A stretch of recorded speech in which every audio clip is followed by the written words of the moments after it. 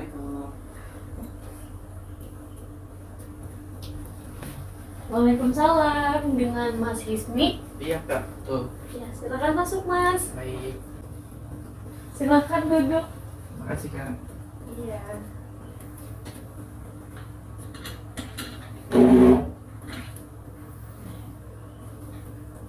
Baik, bagaimana kabarnya hari ini Mas? Alhamdulillah kabar baik kak. Alhamdulillah kabar baik. Tadi kesini dengan siapa? Kebetulan saya sendiri. Sendiri. Iya. Menggunakan apa? Saya tadi pakai angkutan umum. Oh, angkutan umum. Apakah ada kendala di jalan? Ya tadi ada kendala sempat macet karena kan ada di jalan. Oh iya, tapi syukur alhamdulillah Mas selamat sampai tujuan walaupun ada beberapa kendala ya di jalan. Oke, baiklah. Agar proses konseling kita berjalan dengan nyaman, enjoy, enaknya mau dipanggil Mas, Kakak, atau nama? Boleh dipanggil nama aja, Hismi. Hismi ya. Iya. Baiklah. Sebelumnya saya ucapkan terima kasih kepada Hismi yang telah mempercayai saya, Desti Malika, sebagai konselor pada hari ini. Baiklah, untuk sebelumnya Hismi sudah pernah melakukan proses konseling? Belum sih kak, ini yang pertama kalinya saya melakukan proses mengikuti konseling. Belum ya, berarti ini Iya. yang pertama kalinya. Iya. Baiklah, izin menjelaskan sedikit mengenai konseling individual. Nah, konseling individual adalah suatu layanan konseling yang dilakukan oleh tenaga profesional, yaitu saya sebagai konselor untuk menyelesaikan masalah klien, yaitu Hismi, di mana untuk mampu mandiri dan mampu mengendalikan diri. Nah, di sini juga konselor memiliki 5 asas, yaitu ada asas kerahasiaan, yang mana Hismi boleh menceritakan apa saja yang tanpa adanya rasa takut dan ragu untuk diceritakan kepada saya, dan saya akan merahasiakannya. Dan yang kedua yaitu asas keterbukaan, yang mana Hismi boleh menceritakan apa saja yang menurut Hismi ini masalah, dan tanpa adanya rasa takut, tanpa adanya rasa ragu, ya. Dan yang ketiga itu asas kesukarelaan. Nah, di sini Hismi melakukan konseling ini atas kemauan sendiri kah atau karena paksaan? Karena kemauan sendiri. Karena kemauan sendiri ya, Betul kak. dari hati nurani. Iya. Ya. Dan yang keempat yaitu asas kekinian, yang mana masalah yang sedang Hismi hadapi saat ini yaitu masalah yang sedang dihadapi sekarang ini. Dan yang kelima yaitu asas di mana keputusan berada di tangan klien, yaitu saya hanya membantu Hismi untuk menyelesaikan masalah, dan untuk memutuskan hasilnya itu yaitu Hismi sendiri. Nah, sampai di sini bisa dipahami? Cukup bisa dipahami. Maaf kak, Iya. AC-nya boleh dikurangin nggak? Soalnya dingin. Iya, boleh. Saya belum terbiasa soalnya kak. Iya.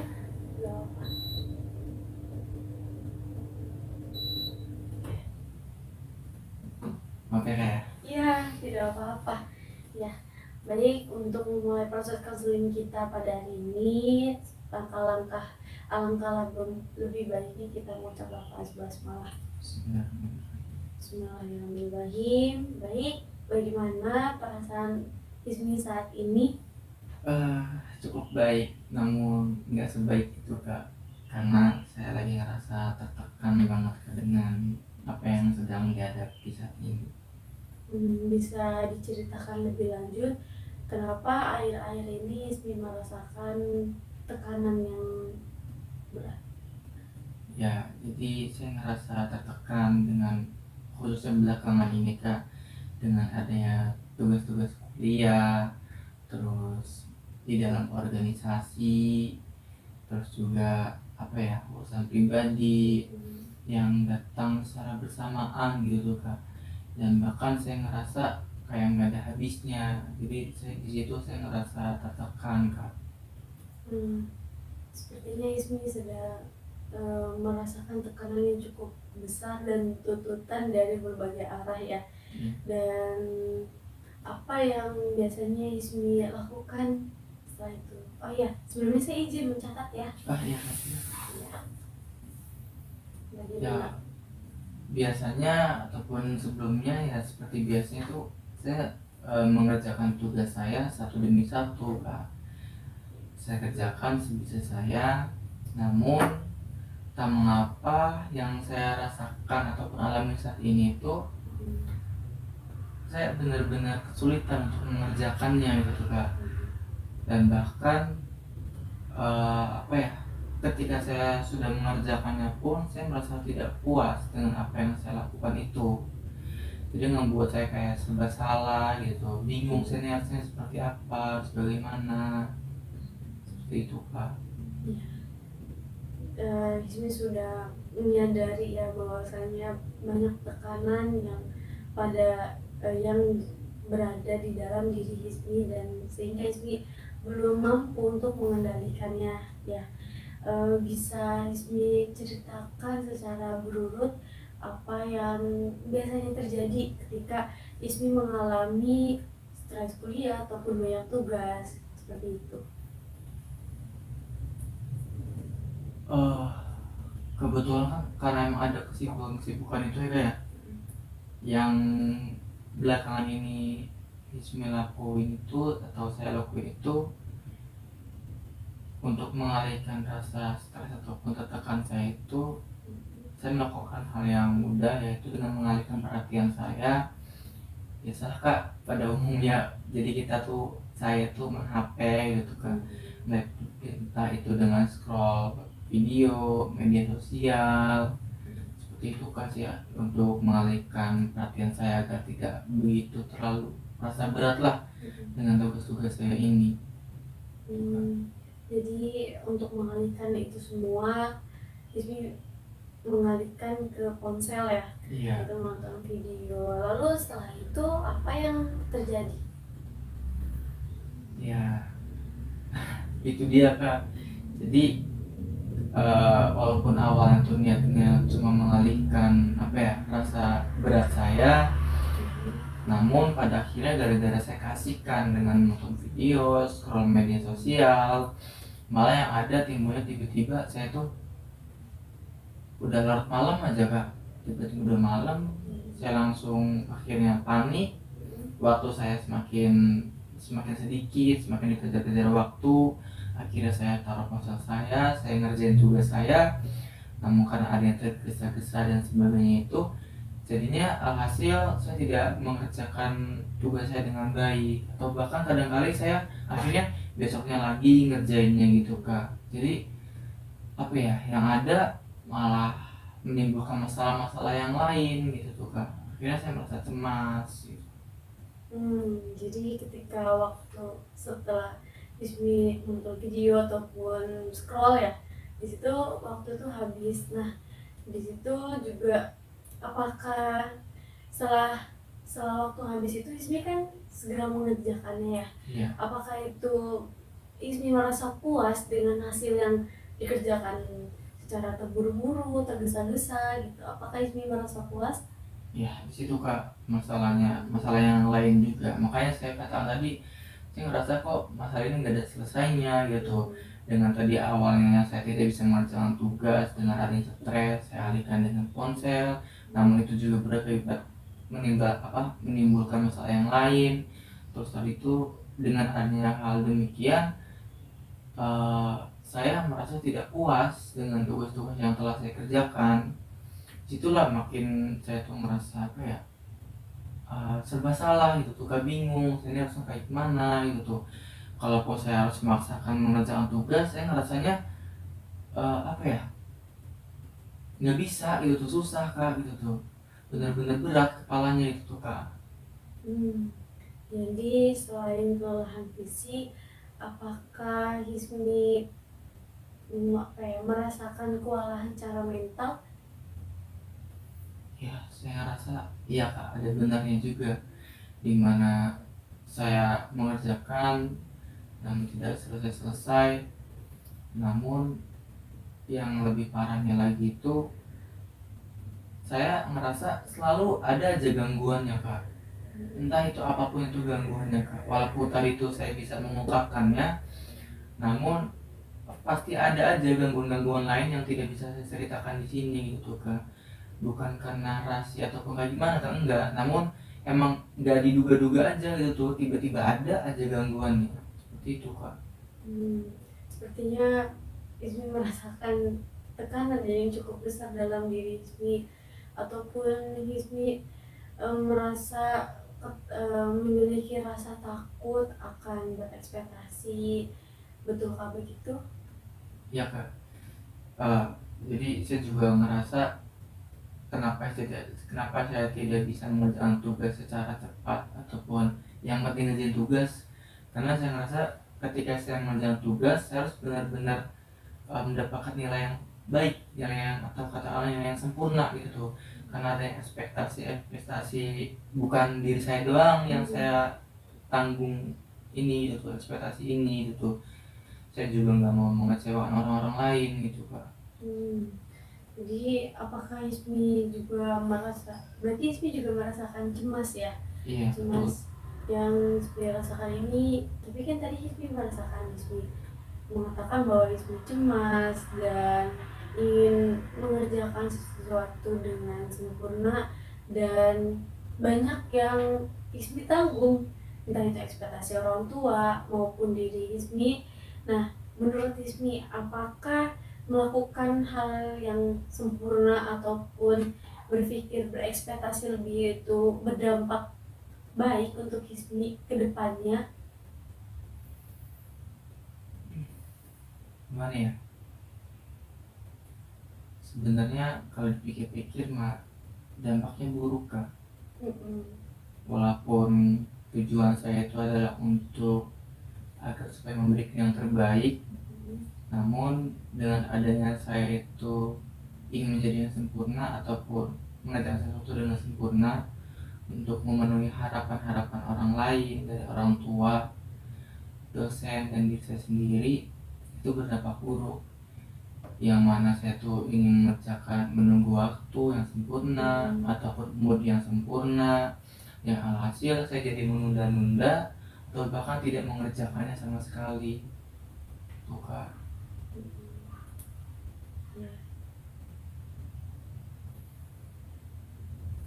Lantas apakah Hismi memiliki motivasi besar untuk masuk jurusan tersebut, atau memiliki tujuan yang besar juga untuk kenapa Hismi harus masuk jurusan ini? Kalau mengilas balik ya, sebelumnya ataupun awal-awal kenapa saya masuk jurusan ini, ya saya memiliki tujuan itu, memiliki ambisi yang cukup besar. Saya memiliki motivasi untuk memasuki jurusan ini karena saya berpikir prospek kerja di jurusan ini itu akan memberikan apa ya, kebanggaan atau kebahagiaan tersendiri, di mana nantinya saya akan berhubungan ataupun apa ya, bertemu dengan orang-orang banyak gitu, dalam bentuk sosial lah gitu tuh kayak, yang akhirnya ketika saya tuh berhasil mendapatkan goal saya akan memberikan dampak positif bukan untuk diri saya sendiri, melainkan untuk orang lain juga. Itu kan tujuan awalnya, sebenarnya sangat luar biasa lah gitu kak, saya berpikir di awal itu. Tujuan yang sangat bagus ya untuk di awal. Nah, dan apakah Hismi mengalami kendala atau apa ya, merubah tujuan tersebut gitu? Ya tadi tuh kak kendalanya kak, emang karena adanya tugas-tugas tadi ataupun yang sedang saya hadapi membuat saya jadi terlena, membuat saya jadi malah fokus sama apa yang saya hadapi saat ini aja gitu tuh, dengan saya lupa apa tujuan awal saya gitu. Saya lupa apa motivasi terbesar saya gitu tuh, kenapa bisa sampai ngebuat saya malah ngedown kayak sekarang ini gitu kan. Ya, baik. Mungkin banyak ya tugas kuliah dan kegiatan yang cukup padat ya. Itu yang membuat Ismi mungkin agak menutup untuk tujuan itu. Tapi alangkah lebih baiknya mari kita coba untuk menghubungkan antara keduanya, antara tugas kuliah dan tujuan awal yang Hismi harapkan itu. Apakah Hismi menginginkan tujuan awal Hismi untuk jurusan untuk mengambil jurusan tersebut itu tercapai? Hmm, boleh diminum nggak? Iya, silakan boleh minum. Oke, kayak Iya, boleh. diminum dulu kayak. Iya, silakan.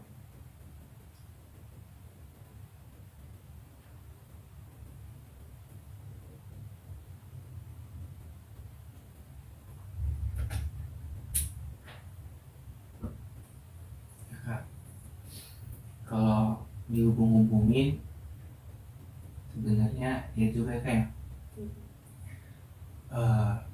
tugas-tugas ataupun kesibukan yang saya hadapin ini tidak lain lagi dan bukan adalah untuk tujuan di awal saya sih ya sebenarnya Maya. Ya. Ini ada kesinambungannya gitu, dimana nantinya akan menunjang kompetensi saya dan juga untuk membuat tujuan masa depan saya lebih terarah gitu loh Kak. Namun tadi itu saya terlena, ngerasa begitu berat lah gitu dengan apa yang saya hadapi saat ini. Padahal ini bukan pertama kalinya saya menghadapinya gitu tuh, mendapati ujian yang serupa.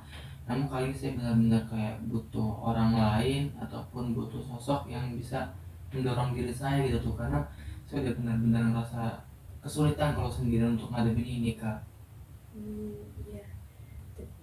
Dari yang Ismi sudah ceritakan, kita dapat mengambil dua kesimpulan dan emang menjadi tujuan utama kita, yaitu yang pertama, Ismi ingin mengelola waktu yang dimana untuk masa depan Hismi, dan yang kedua yaitu Hismi merasa ingin melakukan hal yang terbaik ya, gitu. Betul kah begitu? Iya Kak, betul. Dan apa yang sudah Hismi ceritakan tadi juga, yang mengenai tentang jurusan ataupun tujuan yang Hismi ambil sebelumnya memiliki tujuan ini sangat berdampak untuk Hismi untuk kedepannya mungkin, dan dapat disimpulkan juga Hismi merasakan adanya rasa kecemasan terhadap dengan diri Hismi sendiri. Iya Kak. Ya, dari sampai sini ada Hismi ingin ungkapkan kembali. Ya Kak, berpisah kecemasan tadi saya merasakan dengan merasakan banget lah Kak, dimana saya tuh merasa cemas dan itu tentang masa depan saya, merasa khawatir terus tapi di sisi lain juga saya ngerasa lelah gitu dengan apa yang saya hadapi sekarang ini. Jadi saya benar-benar bingung harusnya gimana saya ini gitu tuh. Padahal di awal tadi saya punya tujuan yang cukup besar gitu tuh, dimana saya harusnya nggak boleh kayak gini loh gitu tuh. Tapi nggak bisa dipungkiri gitu tuh Kak, saya ngerasa cemas tadi tuh Kak, khawatir dan sebagainya itu benar-benar sulit untuk diatasi gitu Kak. Tapi kan Ismi sebelumnya tadi pernah merasakan hal yang demikian, akan tapi akhir-akhir ini kayaknya lebih berat gitu ya. Nah, untuk mengatasinya sendiri, Ismi mungkin Ismi pernah gitu mengatasinya dengan cara apa? Kalau dari segi tugas apa ya? Kalau sebelumnya sih saya mengerjakan itu ya sebisa mungkin, sebisa mungkin yang saya kerjakan gitu tuh. Namun ini makanya nggak bisa gitu tuh. Tapi dari kakak sendiri pernah nggak sih Kak ngalamin hal yang serupa kayak saya gini gitu tuh Kak? dulu saya juga pernah mengalami hal serupa seperti Yusmi ya, dan di situ banyaknya tugas kuliah, terus banyaknya kegiatan organisasi yang saya ikutin, dan itu membuat waktu untuk saya itu nggak ada, bahkan untuk keluarga pun tidak ada. Nah, di situ saya mencoba untuk merencanakan sedikit demi sedikit, yaitu dengan mengerjakan tugas yang paling mendesak terlebih dahulu, seperti itu. Tapi gimana Kak cara nentuin tugas yang benar-benar mendesak dan harus kita prioritaskan itu Kak caranya? Hmm. Saya waktu itu merencanakannya dengan menuliskan semua daftar tugas yang diberikan oleh dosen. Nah, setelah itu saya tulis tenggat waktunya berapa dan tingkat kesulitannya juga. Nah, setelah itu saya mengetahui nih daftar tugas kuliah saya mengerjakan yang lebih mendesak, yaitu dengan melihat eh, tenggat waktu yang paling dekat dan yang menurut saya itu tingkat sulitnya lumayan, itu yang saya kerjakan terlebih dahulu. Nah, apakah membuat daftar ini menurut Hismi relevan untuk diterapkan? Iya juga sih Kak. Eh, iya ya, berarti harus emang kayak gitu ya baiknya. Tapi saya cukup kesulitan Kak kalau ngituin kayak gitu tuh dari segi konsistennya atau gimana ya. Nah, tapi sebenarnya saya juga nerapin itu sih Kak. Tapi masalahnya nerapinnya itu nggak sedetail Kakak tadi. Saya nerapinnya itu cuma mana yang harus dikerjain atau segala macam itu cuma ada di pikiran saya gitu tuh. Jadi itu yang ngebuat, mungkin itu kali kayak yang ngebuat saya tuh jadi kepala saya tuh terasa berat gitu tuh Kak, mikirin aja itu tuh tanpa ketracking dengan baik gitu tuh Kak. Iya gitu. Jadi sebelumnya Ismi juga pernah melakukan, hanya saja Ismi hanya mengingat ya Iya. tanpa ditulis.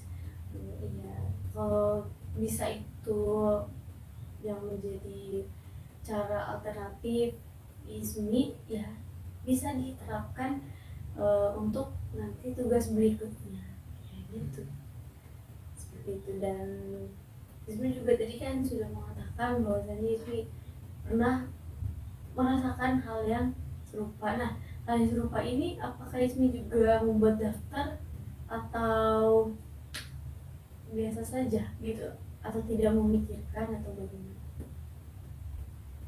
Kalau memikirkan memikirkan banget Memikirkan Kak. ya. Tapi kalau dari daftar pernah, namun tidak sedetail dari yang Kakak tadi. Paling cuma sekedar nulis saya tuh ada tugas-tugas ini doang gitu, tapi nggak saya rinciin. Jadi itu mungkin juga ya kesalahan saya ya. Bahkan itu pun walaupun udah ditulis kayak gitu, saya tetap belum bisa konsisten. Jadi walaupun udah pernah, tapi dalam artian permasalahannya itu bukan sesuatu yang cukup baik gitu tuh sepertinya ya kalau dibandingin sama kakak tadi gitu tuh. Kalau kakak kan lebih berpengalaman tadi ya, sedangkan kalau saya tuh menerapkan itu tuh nggak semaksimal itu, nggak serinci itu, dan belum bisa berjalan dengan maksimal. Tadi itu saya belum bisa untuk konsisten. Oke, baiklah. Dan dari apa yang sudah diceritakan tadi juga ya, ada pun tujuan-tujuan kita atau mungkin tujuan dari Hizmi sendiri yaitu untuk mengelola waktu ya. Jadi lebih tepatnya Hizmi belum bisa untuk memanajemen waktu yang lebih baik, dan untuk mengerjakan tugas-tugas yang mana yang harus dikerjakan, mana yang harus yang diutamakan, seperti itu. Dan untuk penilaian proses konseling kita ini bagaimana? Apa yang Hismi rasakan? Baik kan sih Kak jadinya, karena saya jadi dapat insight baru, dapat wawasan baru dari apa, ternyata kan juga dulu ngalamin apa yang saya rasain gitu ya. Jadi saya dapat pengetahuan yang baru, membuat saya jadi lebih terarah lah kayaknya kayak gimana harusnya yang saya ambil ini buat kedepannya gitu kak. Tuh. Jadi Hizmi sudah, saya yakin Hizmi bahkan sudah merasakan yang lebih baik, dan untuk kemajuan-kemajuan yang Hizmi capai juga saya rasa Hizmi sudah mengetahui apa saja yang harus dikerjakan dan apa saja yang menurut diri Hizmi harus bisa dikendalikan. Ya, begitu. Untuk sebelum lanjut ke sesi akhir, baik, mari kita untuk menindaklanjuti sesi konseling selanjutnya. Nah, mungkin Hizmi ada yang ingin disampaikan kembali?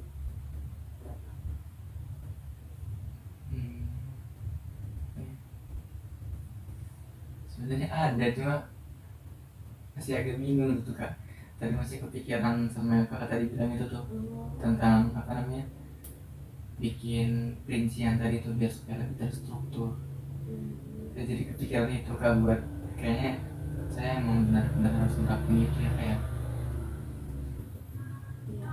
Dan ya, saya juga meminta Hizmi untuk nanti kedepannya Hizmi membuat jadwal harian di buku. Nah, setelah itu nanti saya akan nanti kita akan mengevaluasi bareng gitu.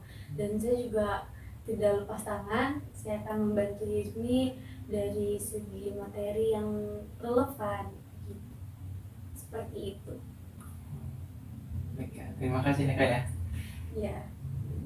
Dan saya merasa bangga kepada Hizmi tentang atas pencapaian Hizmi pada hari ini, dan Hizmi juga bisa mengontrol emosi Hizmi ya mengenai tugas-tugas yang lumayan berat dalam diri Hizmi, tapi di sini Hizmi meluapkannya semua, dan saya mengapresiasi itu, dan saya bangga kepada Hizmi telah mencapai tujuannya. Bagaimana? Hizmi ada yang perlu ditambahkan? Cukup sih kak kayaknya kak. Cukup. Iya. Ya, untuk kontrak selanjutnya, kontrak ini adalah didasarkan utama kita untuk menuju tujuan Hizmi atau tujuan awal Hizmi masuk jurusan ini gitu. Dan kita akan terus mengevaluasi, dan Hizmi jangan ragu untuk menghubungi saya bila mana ada kesulitan dalam mengerjakannya, atau Hizmi tidak paham untuk mengerjakannya, bisa hubungi saya jangan ada rasa takut ataupun ragu kepada saya. Seperti itu. Ada yang Hizmi ingin sampaikan kembali? Untuk kedepannya berarti saya akan mengimplementasikan ya apa yang telah kakak sharing tadi, yaitu untuk merincikan tugas-tugas mana yang harus saya kerjakan terlebih dahulu, mana yang kiranya mendesak, terus tentunya saya akan berusaha agar bisa lebih konsisten dalam menjalankannya, dan saya bisa berkomitmen atas tujuan apa yang ingin saya capai dari awal kali saya masuk perkuliahan. Baik, kita sudah berada di penghujung akhir konseling kita hari ini. Dengan ini, mari kita akhiri proses konseling kita dengan mengucap lafaz Alhamdulillahirrahmanirrahim. Saya tunggu ya nanti untuk minggu selanjutnya di sesi konseling. Iya. Ini kak, makasih ya kak ya, karena atas konseling ini saya jadi ngerasa lebih baik, saya jadi ngerasa lebih percaya diri, dan tentunya saya akan mengimplementasikan atas apa yang telah saya dapat dari konseling ini. Iya. Terima kasih kak ya. Iya, sama-sama. Mari saya antar. Ini boleh diminum dulu ya? Iya, boleh.